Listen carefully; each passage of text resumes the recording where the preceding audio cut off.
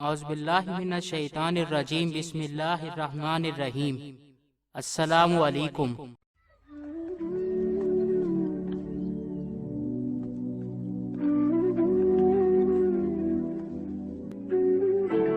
فیض ابھی government college Lahore میں زیر تعلیم ہی تھے کہ ان کے والد کی وفات کی وجہ سے تمام گھر کو مالی مشکلات نے گھیر لیا۔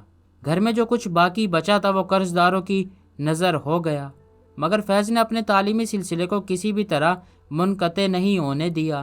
ان کے لیے یہ مالی اعتبار سے بڑے مشکل دن تھے۔ فیض انگریزی اور عربی میں ایم اے کرنے کے بعد نوکری کی تلاش میں سرگرداں تھے۔ فیض لاہور میں کسی مناسب نوکری کی تلاش میں تھے، مگر ایسا نہیں ہوا۔ انہی دنوں سن 1934 کے آس پاس امرتسر میں وہاں کی انجمن اسلامیہ کے ایم اے او ہائی اسکول کو کالج کا درجہ مل گیا۔ کالج کو نئے سٹاف کی ضرورت تھی۔ امرتسر سے قریب ترین شہر لاہور تھا، چنانچہ گورنمنٹ کالج کے فارغ التحصیل طلباء کی ایک پوری کھیپ وہاں پہنچ گئی، جس میں فیض بھی شامل تھے۔ فیض سن 1935 میں امرتسر کے ایم اے او کالج سے بطور لیکچرار منسلک ہو گئے اور سن 1940 تک تقریباً 5 سال تک یہاں رہے۔ امرتسر میں قیام کے ہی دوران فیض نے سیاست میں دلچسپی لینا شروع کی۔ امرتسر میں ہی فیض کی ملاقات ترقی پسند تحریک کے بانی سید سجاد ظہیر سے ہوئی۔ سجاد ظہیر انجمن ترقی پسند مصنفین کے ابتدائی کاموں میں مصروف تھے۔ اس سلسلے میں ہم خیال ادیبوں اور شاعروں سے رابطے کے لیے ہندوستان بھر کے مختلف شہروں کا سفر کیا، اور امرتسر کا سفر بھی اسی سلسلے کی ایک کڑی تھی۔ امرتسر میں فیض کا رابطہ صاحبزادہ محمود الظفر اور ان کی بیگم ڈاکٹر رشید جہاں سے تھا۔ ملاقات سجاد ظہیر سے ہوئی تھی۔ انہی ملاقاتوں سے فیض میں مارکسزم کے نظریات میں دلچسپی لینا شروع کی۔ مارکسزم کی جانب فیض کا دھیان صاحبزادہ محمود الظفر نے کروایا تھا، جس کا تذکرہ خود فیض نے اپنی کتاب ماہ و سال آشنائی میں بھی کیا ہے۔ ملاقات کے بعد فیض نے لاہور میں انجمن ترقی پسند مصنفین کی شاخ قائم کروانے کا بیڑا اپنے سر لیا۔ امرتسر سے جنوری سن 1936 کی ایک صبح 4 افراد یعنی سجاد ظہیر، رشید جہاں، محمود الظفر اور فیض پر مشتمل ایک قافلہ لاہور کی طرف بذریعہ کارواں روانہ ہوا اور شام ڈھلنے سے قبل لاہور پہنچ گیا۔ سجاد ظہیر نے اپنی آپ بیتی میں اس کا ذکر کیا ہے۔ امرتسر میں قیام کے دوران ہی فیض نے لاہور سے شائع ہونے والے ادبی پرچے ادب لطیف کی ادارت بھی سنبھالی۔ فیض کا یہ صحافت میں پہلا باقاعدہ قدم تھا۔ ادب لطیف نے ان کی ادارت کے زمانے میں جدید اور ترقی پسند ادب کے فروغ میں نمایاں حصہ لیا۔ فیض نے اپنے ادبی سفر میں آل انڈیا ریڈیو کے لیے بھی کچھ ڈرامے لکھے۔ ان میں سے کچھ تو سن 1938 سن 1939 کے درمیانی عرصے میں، جبکہ فیض امرتسر میں ہی تھے۔ آل انڈیا لاہور سے نشر ہوئے۔ ان ڈراموں میں دا احباب، شکست، توہین عدالت، پرائیویٹ سیکٹری، سانپ کی چھتری اور شب و روز شامل ہیں۔ امرتسر میں 5 سال گزارنے کے بعد سن 1940 میں فیض لاہور آ گئے۔ ہیلی کالج آف کامرس لاہور میں انگریزی کی لیکچرارشپ قبول کر لی اور کم و بیش 2 سال تک اس سے منسلک رہے۔ ایلس کیتھرین جارج ایک روشن خیال خاتون تھی۔ ان کی بڑی بہن کی شادی ڈاکٹر تاثیر سے ہوئی تھی، جو ان دنوں امرتسر کے ایم اے او کالج میں پرنسپل تھے۔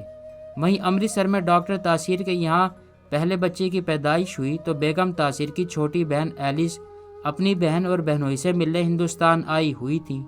یہیں ایلس جارج کی ملاقات فیض سے ہوئی۔ جلد ہی دونوں نے شادی کا ارادہ کر لیا۔ بعد ازاں ایلس کیتھرین جارج کا اسلامی نام کلثوم رکھا گیا اور 28 اکتوبر سن 1941 کو شیخ محمد عبداللہ نے نکاح پڑھا، جبکہ رسم نکاح سری نگر میں سر انجام پائی۔ بعد ازاں ازدواجی بندھن میں بندھنے والے اس نوبیاتا جوڑے نے مہاراجہ ہری سنگھ کے پری محل میں اپنا ہنی مون منایا۔ اس شادی سے فیض کی 2 بیٹیاں پیدا ہوئیں۔ پہلی بیٹی سلیمہ ہاشمی سن 1943 میں دہلی میں پیدا ہوئی، جبکہ دوسری بیٹی منیزہ ہاشمی سن 1945 میں شملہ میں پیدا ہوئی۔ فیض کو اپنی ان دونوں بچیوں سے بہت پیار تھا، خصوصاً جیل کے زمانوں میں لکھے گئے خطوط میں ان کی چھوٹی چھوٹی باتوں کو بھی یاد کرتے تھے۔ فیض کو ہمیشہ یہ دکھ رہا کہ بہت عرصے تک جیل میں یا کسی اور وجہ سے وہ بچوں سے دور ہونے کے باعث بچوں کا بچپن اپنی آنکھوں سے نہ دیکھ سکے۔ فیض کی طرح ایلس بھی شعبہ تحقیق سے وابستہ تھیں۔ ان کی شاعری اور شخصیت سے متاثر تھیں۔ فیض کے خاندان کو یہ بات بالکل ناپسند تھی کہ انہوں نے اپنے لیے ایک غیر ملکی عورت کا انتخاب کیا، لیکن فیض کی ہمشیرہ نے اپنے خاندان کو ایلس کے لیے آمادہ کر لیا۔ سن 1942 میں آپ نے فوج میں کیپٹن کی حیثیت سے ملازمت اختیار کی۔ دوسری جنگ عظیم سے دور رہنے کے لیے آپ نے اپنے لیے محکمہ تعلقات عامہ میں کام کرنے کا انتخاب کیا۔ آپ فوج میں جنرل اکبر خان کے ماتحت ایک یونٹ میں بھرتی تھے۔ جنرل خان بائیں بازو کے سیاسی خیالات رکھتے تھے، اس لیے آپ کو خوب پسند تھے۔ سن 1943 میں فیض میجر اور پھر سن 1944 میں لیفٹیننٹ کرنل ہوئے۔ سن 1947 میں پہلی کشمیر جنگ کے بعد آپ فوج سے مستعفی ہو کر لاہور آ گئے۔ سن 1947 میں آپ پاکستان ٹائمز اخبار کے مدیر بنے۔ ترقی پسند تحریک کے دیگر بانیان بشمول سجاد ظہیر اور جلال الدین عبدالرحیم کے ہمراہ آپ نے اشتراکیت پسند کمیونسٹ پارٹی آف پاکستان کی بنیاد بھی اسی سال میں رکھی۔ سن 1948 میں آپ پاکستان ٹریڈ یونین فیڈریشن کے نائب صدر منتخب ہوئے۔ سن 1948 تا سن 1950 آپ نے پاکستان ٹریڈ یونین فیڈریشن کے وفد کی جنیوا میں سربراہی کی اور دریں اثنا آپ ورلڈ پیس کونسل کے رکن بھی بن گئے۔ سن 1968 میں پاکستان آرٹس کونسل میں بطور سیکرٹری تعینات ہوئے اور سن 1962 تک وہیں پر کام کیا۔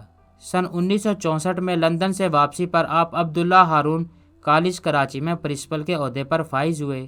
سن 1947 تا 1958 مدیر ادب لطیف، مدیر لوٹس لندن، ماسکو اور بیروت۔ آپ کے شاعری کے مجموعوں میں شامل ہے نقش فریادی، دستے صبا، دستے تیسن، سروادی سینہ، شام شہر یاراں، میرے دل میرے مسافر، نسخہ ہائے وفا، آزاد نظم، مت رو بچے، ایک ترانہ مجاہدین فلسطین کے لیے، واہ میرے وطن، مجھ سے پہلی سی محبت میرے محبوب نہ مانگ، بہار آئی، نثار میں تیری گلیوں کے اے وطن، دونوں جہاں تیری محبت میں ہار کے۔